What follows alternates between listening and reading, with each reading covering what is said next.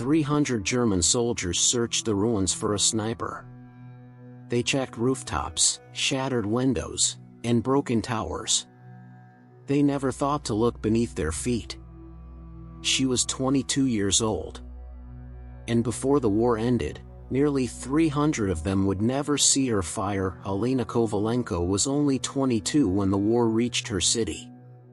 Before the bombings, she had been a university student studying literature, a young woman who spent her days reading poetry and writing essays about symbolism and structure.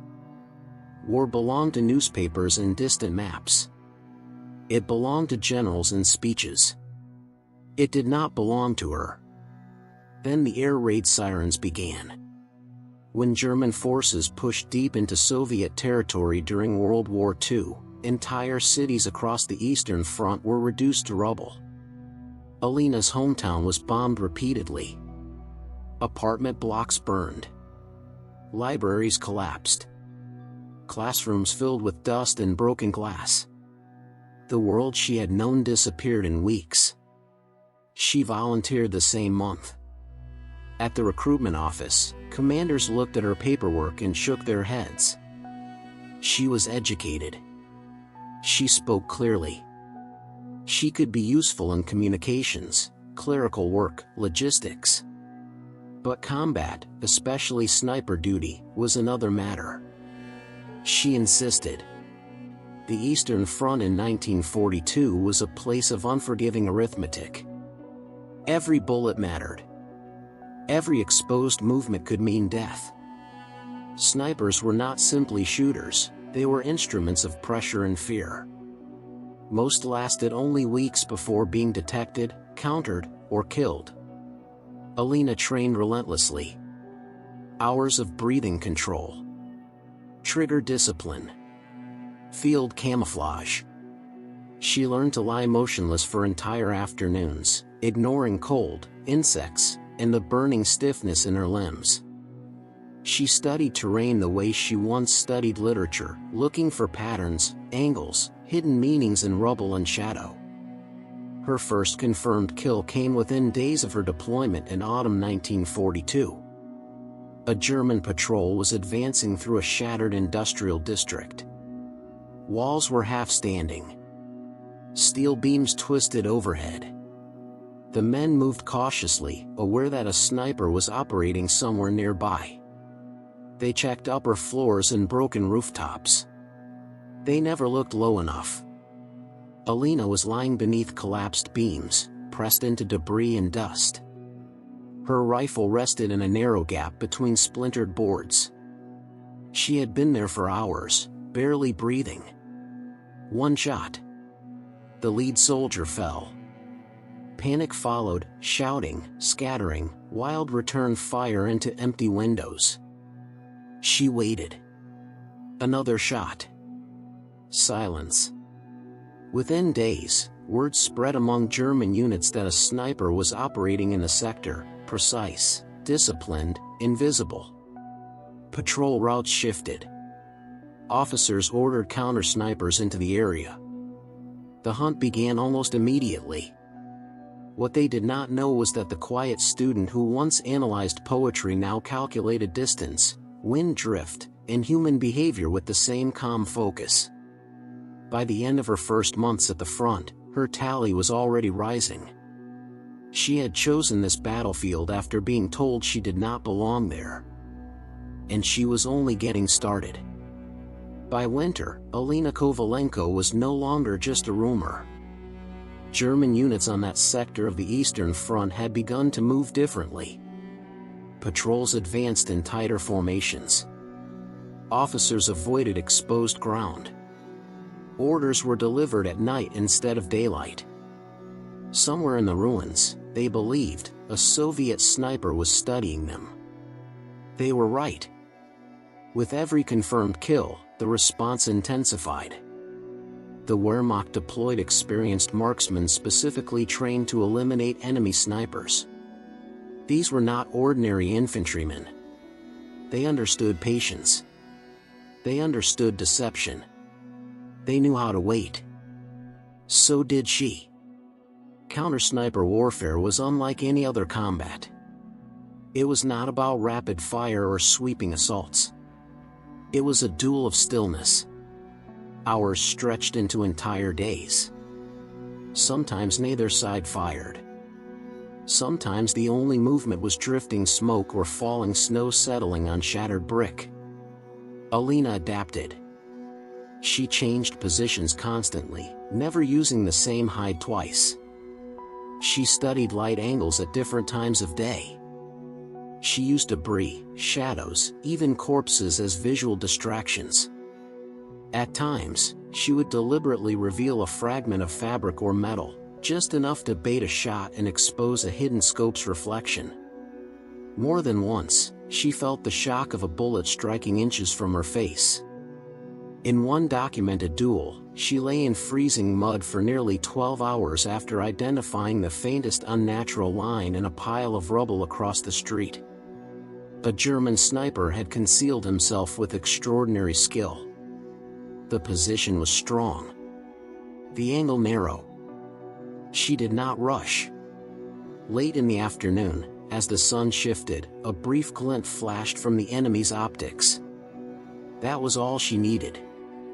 One measured breath. One controlled squeeze. The duel ended instantly. Encounters like this built her reputation, not only among Soviet troops, but among the enemy. German units began warning new arrivals about the unseen sniper in the ruins. Fear is a weapon, and by early 1943, she wielded it as effectively as her rifle. But survival on the Eastern Front was never permanent. She was wounded twice during her service. The first time, shrapnel tore into her shoulder during artillery bombardment. The second, a grazing bullet struck her thigh while relocating under fire. Both injuries could have ended her deployment. Both times, she returned. Nearly a year had passed since the university student first insisted on being sent to combat. In conditions where most snipers lasted weeks, she remained.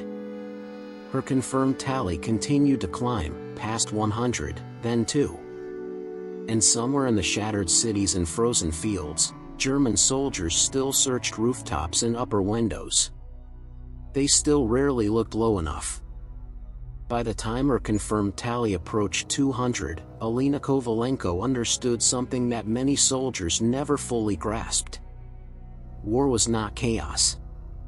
It was calculation.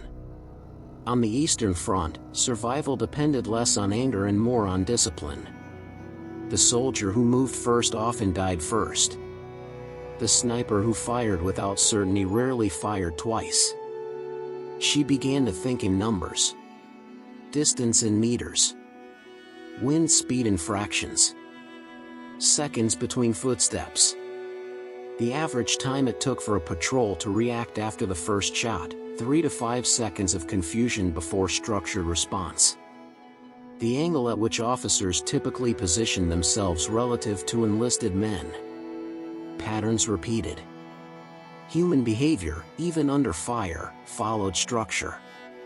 By early 1943, German command had become increasingly determined to eliminate her.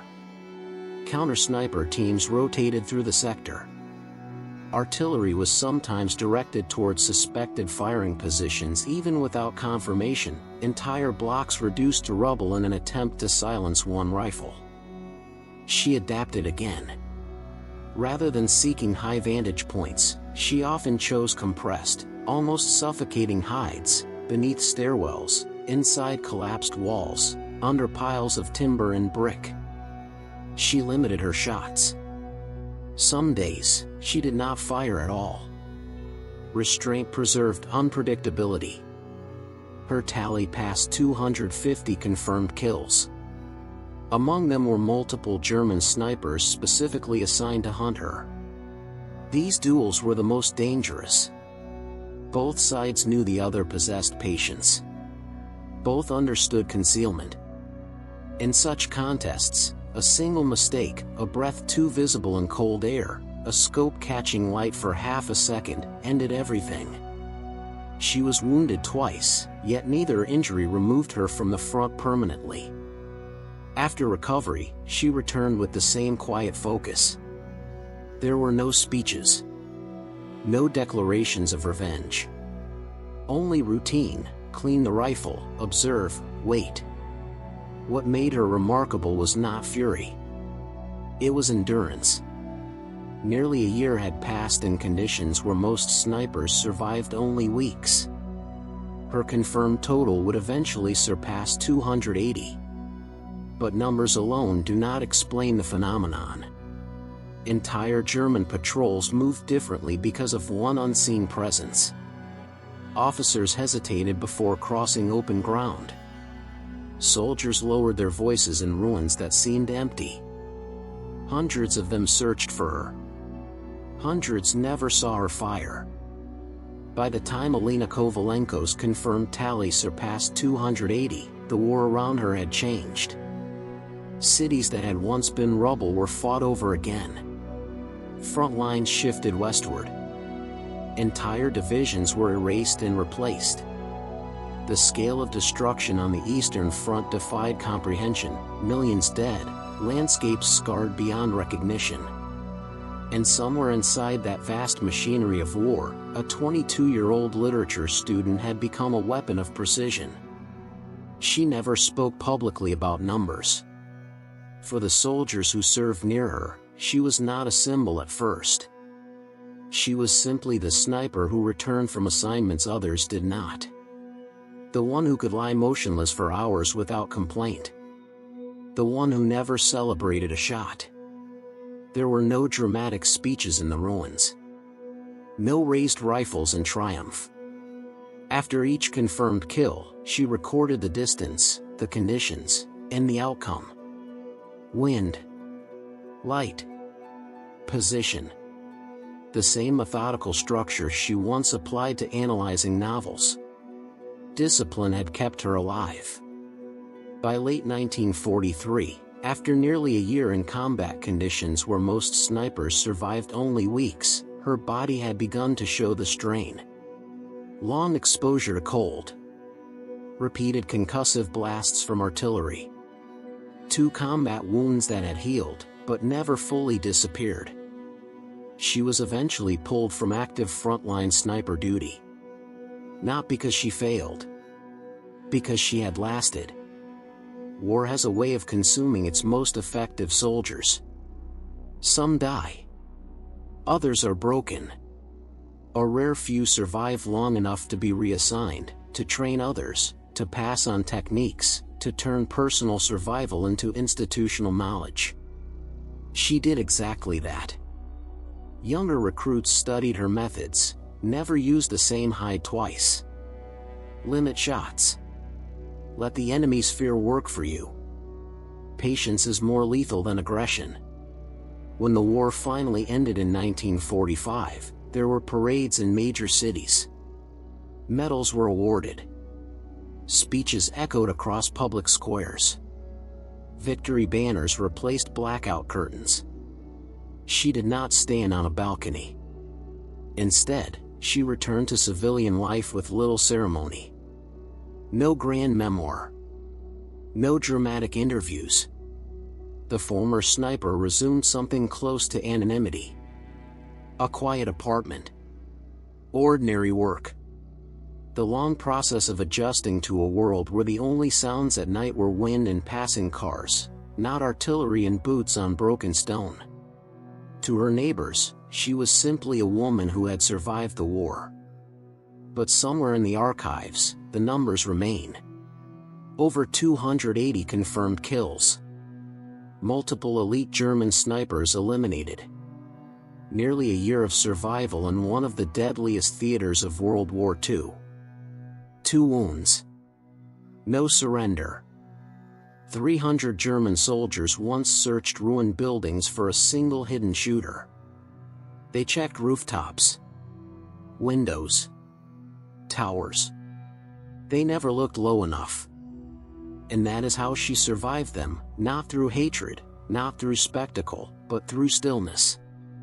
In modern war, survival is often decided by who sees first.